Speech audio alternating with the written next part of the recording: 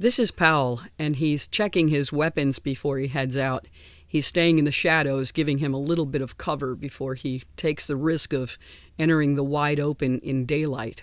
But he kind of likes stuff like that. He's like a gladiator that's lost in the wrong century. He likes conflict. So he heads out, and he comes across a spike that's not very sharp. And just to give you some background on what this means, once you leave the cities, there are people out there that are called collectors. They're basically cannibals. They put skulls in piles or on spikes to display their prominence, their strength, and they're just whacked out. This is Doomsday, and it's in the future, and that's what they do. And a lot of people that leave the city, they're city people. They really don't know. They've only ever heard rumors about, what collectors do and how they operate. So they try to emulate them to pretend that they're collectors to scare other people away.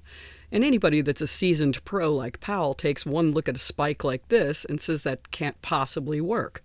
The way a collector sharpens their spikes is so they can take the severed head and put the point of the spike through their airway of the skull and crush it down with their body weight with their arms, so it collapses the roof of the mouth and goes through to the top of the skull, the spike. So the skull will stay on that spike for years and just sit there and rot and mark their territory. The other way you can tell that these are city people that aren't really, they're not the cannibalistic collectors.